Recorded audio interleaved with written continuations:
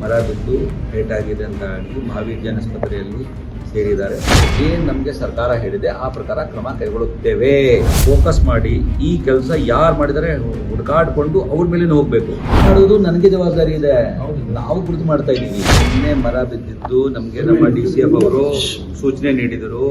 9 ವರ್ಷ ವಯಸ್ಸಿನ ಒಬ್ಬ ಮಗುವಿಗೆ ಈ ಥರ ಮರ ಬಿದ್ದು ಏಟಾಗಿದೆ ಅಂತ ಹೇಳಿ ಮಹಾವಿಜ್ಞಾನ ಆಸ್ಪತ್ರೆಯಲ್ಲಿ ಸೇರಿದ್ದಾರೆ. ನಾವು ಅದಕ್ಕೆ ವಾಚ್ ಮಾಡ್ತಾ ಇದ್ದೇವೆ. ಅದಕ್ಕೆಲ್ಲ ಏನು ಖರ್ಚಾಗ್ತದೆ ನಾವು ಕೊಡ್ತೇವೆ. 8:15ಗೆ ನಂದಿದುರ್ಗ ರೋಡ್ನಲ್ಲಿ ಎಲ್ಲ ಇನ್ಸಿಡೆಂಟ್ ಆಗಿತ್ತು. ಅವ್ರಿಗೆ ಗೊತ್ತಾಗಿ ಇಮಿಡಿಯೇಟ್ಲಿ ಧಾವಿಸಿ ಅವರು ಕೂಡ ಅಲ್ಲಿ ಏನೇನು ಮಾಡಬೇಕು ಅಂತ ಕ್ರಮ ಕೈಗೊಳ್ತಾ ಇದ್ದಾರೆ. ಸುಮಾರು ಮರಗಳು ತೆಗೆದಿದ್ದೇವೆ. ಈಗ ಎರಡು ಭಾಗ ಇರುತ್ತೆ.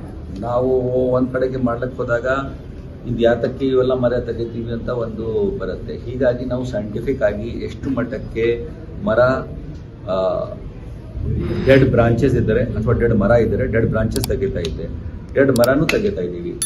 ಸೊ ಅದನ್ನು ಬಿಟ್ಟು ಹಸಿರು ಮರನೂ ಬೀಳ್ತಾ ಇದೆ. ಅದಕ್ಕೇನಾಗಿದೆ, ಬೇರಿಗೆ ಎಲ್ಲ ಸುತ್ತಮುತ್ತ ಕಾಂಕ್ರೀಟ್ ಆಗಿ ಅದು ಸ್ವಲ್ಪ ಬೀಳುತ್ತೆ.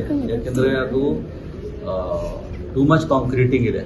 ನಮ್ಮ ಮರ ಏನು ಇದೆ ಅದಕ್ಕೆ ಸುತ್ತಮುತ್ತೆಲ್ಲ ಕಾಂಕ್ರೀಟಿಂಗ್ ಆಗಿ ಆ ಬೇರುಗಳಿಗೆ ಅಷ್ಟು ಮಟ್ಟಕ್ಕೆ ನೀರು ಸಿಗ್ತಾ ಇಲ್ಲ.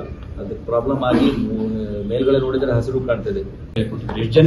ಇನ್ನೂ ನಾನು ನೋಟಿಸ್ ಕೊಟ್ಟಿಲ್ಲ, ನೀವು ಕೊಡಬೇಕಾಗಿದೆ. ಯಾಕೆಂದ್ರೆ ಅದು ಸುಮಾರು ವಿಚಾರಗಳು ಇದೆ ಅದರಲ್ಲಿ. ಅದು ಮಾಡ್ಲಿಕ್ಕೆ ಹೋದಾಗ ನಾವು ಬರೀ ಯಾವುದು ಎಚ್ಚರಿಕೆ ವಹಿಸದೆ ಎಲ್ಲರೂ ಕೊಡ್ಲಿಕ್ಕೆ ಹೋದರೆ ಏನೋ ಪ್ರತ್ಯುತ್ತರನೂ ಬರಲ್ಲ ಮತ್ತು ಯಾರ ಮೇಲೆ ಎಕ್ಸಾಕ್ಟ್ ಆಗಿ ಆಕ್ಷನ್ ತಗೊಳ್ಬೇಕು ಅದು ಮಾಡ್ಲಿಕ್ಕೆ ಆಗಲ್ಲ. ಹೀಗಾಗಿ ನಾವು ಮಾಡಬೇಕಾದ್ರೆ ಫೋಕಸ್ ಮಾಡಿ ಈ ಕೆಲಸ ಯಾರು ಮಾಡಿದರೆ ಹುಡುಕಾಡಿಕೊಂಡು ಅವ್ರ ಮೇಲೆ ಹೋಗ್ಬೇಕು. ಬರೀ ಮೇಲೆ ಅಧಿಕಾರಿ ಯಾರೊಬ್ಬ ಇದ್ದ ಅವ್ನಿಗೆ ಫೋನ್ ಇದನ್ನು ಕೊಟ್ರೆ, ನೋಟಿಸ್ ಕೊಟ್ರೆ ಅದಕ್ಕೆ ಉತ್ತರ ಕೊಡ್ತಾನೆ. ಕೆಳಗಡೆ ಇವ್ರು ಮಾಡಿದ್ದಾರೆ ಅವ್ರು ಮಾಡಿದ್ದಾರೆ ಅಂತ ಹೇಳ್ಬಿಟ್ಟು ಮಾಡೋದು ನನಗೆ ಜವಾಬ್ದಾರಿ ಇದೆ, ನಾವು ಗುರುತು ಮಾಡ್ತಾ ಇದ್ದೀವಿ. ಇದ್ದಾರೆ, ನಿಮ್ಗೆ ಹೇಳಬೇಕು.